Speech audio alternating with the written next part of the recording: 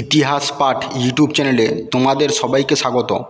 আমরা চলে এসেছি ক্লাস 8 2024 সেকেন্ড ইউনিট টেস্টের রায় ও মার্টিন ইতিহাস প্রশ্নবিচিত্রার 2 নম্বর স্কুলের প্রশ্নপত্রে।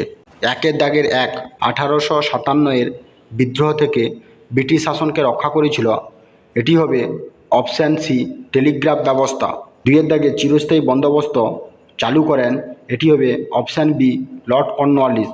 3 দাগে হিন্দু বিধবা পুনর্বিবাহ আইন জারি করা হয়, এটি হবে অপশান বি 1856 খ্রিস্টাব্দে।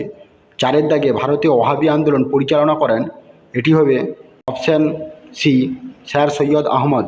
5 দাগে বঙ্গভঙ্গের পরিকল্পনা করেছিলেন, এটি হবে অপশান সি লর্ড কার্জন। 2 দাগের 1, বাংলা বিভাজনের পরিকল্পনা কবে ঘোষণা করা হয়েছিল? উত্তরটি হলো 1905 খ্রিস্টাব্দের 19 জুলাই। 2 দাগে দক্ষিণ ভারতের বিদ্যাসাগর কাকে বলা হয়? উত্তরটি হলো বীরেশলিঙ্গম পান্তুলুকে।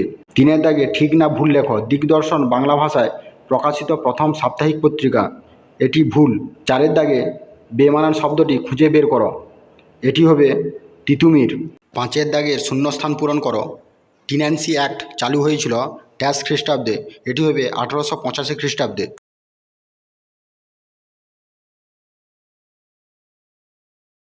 3 দাগের 1 প্রশ্নটি হলো আমিনি কমিশন কি?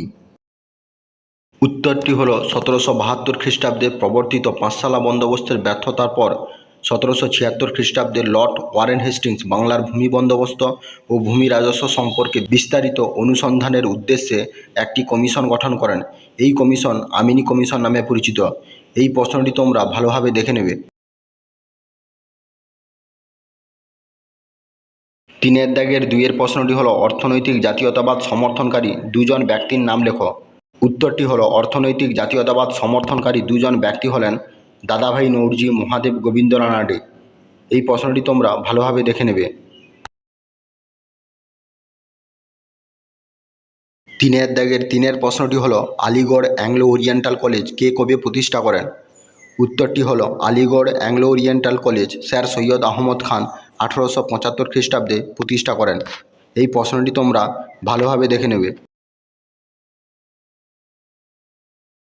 4 দাগের 1 প্রশ্নটি হলো মহলওয়ারি বন্দোবস্ত বলতে কী বোঝো? রায়তোয়ারি বন্দোবস্ত কারা প্রবর্তন করেন? উত্তরটি হলো ইস্ট ইন্ডিয়া কোম্পানির ভারতে প্রবর্তিত ভূমি রাজস্ব ব্যবস্থাগুলির অন্যতম ছিল মহলওয়ারি বন্দোবস্ত। এই ব্যবস্থা মালগুজারি বা মোজাওয়ারি বন্দোবস্ত নামেও পরিচিত। উত্তর ভারত ও মধ্য ভারতে 1821 খ্রিস্টাব্দে হোল্ট ম্যাকেঞ্জি মহলওয়ারি বন্দোবস্ত চালু করেছিলেন।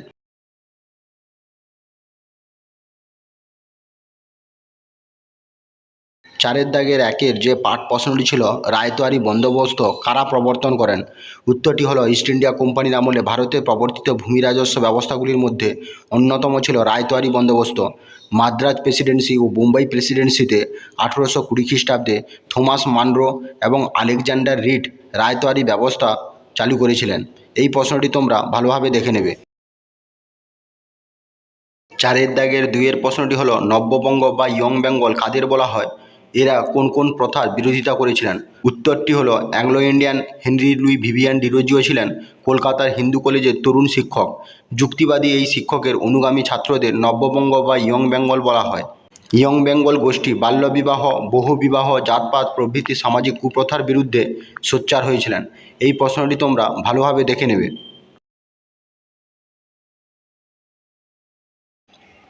4 দাগের 3 প্রশ্নটি হলো 1907 খ্রিস্টাব্দে কংগ্রেসের সুরাট অধিবেশনের গুরুত্ব আলোচনা করো।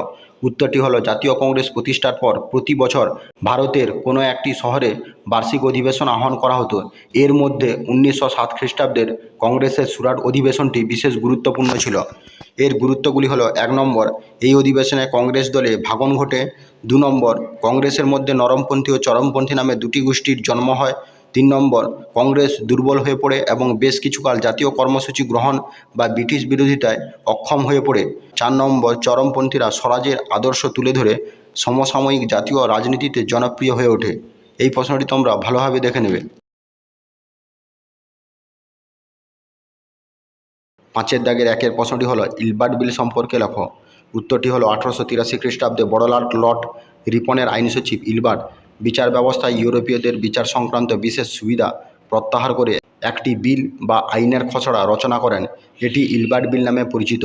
এই প্রশ্নটির উত্তরটি পয়েন্ট আকারে দেওয়া আছে, সেগুলি হলো ইলবার্ট বিলের বিরুদ্ধে আন্দোলন, তার পরের পয়েন্টটি হলো ইলবার্ট বিলের পক্ষে ভারতীয়দের আন্দোলন, বিল প্রত্যাহার এবং গুরুত্ব। এই পয়েন্টগুলো তোমরা ভালোভাবে দেখে নেবে।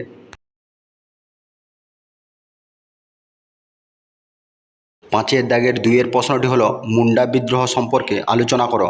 উত্তরটি হলো ভারতের উপজাতি বিদ্রোহগুলির মধ্যে বিরসা মুন্ডার নেতৃত্বে মুন্ডা বিদ্রোহ ছিল অন্যতম। এই বিদ্রোহ উলগুনার নামেও পরিচিত। মুন্ডা বিদ্রোহের কারণগুলি পয়েন্ট আকারে দেওয়া আছে, সেগুলি হলো 1 নম্বর যৌথ কৃষি ব্যবস্থায় ভাঙন, 2 নম্বর বেগার প্রথা, 3 নম্বর মুন্ডা আইন ও বিচার ব্যবস্থার পরিবর্তন, 4 নম্বর হলো ধর্মান্তরিতকরণ। উপরিউক্ত এই কারণগুলোর জন্য মুন্ডারা ব্রিটিশ সরকারের বিরুদ্ধে বিদ্রোহ শুরু করেছিল। বিদ্রোহের গুরুত্ব: 1 নম্বর হলো প্রজাস্বত্ব আইন পাস। মুন্ডা বিদ্রোহের ফলে ব্রিটিশ সরকার মুন্ডাদের সমস্যা সমাধানের জন্য প্রজাস্বত্ব আইন পাস করেন। 2 নম্বর হলো বেগার প্রথার অবসান। ব্রিটিশ সরকার মুন্ডাদের বেগার প্রথার অবসান ঘটিয়েছিল।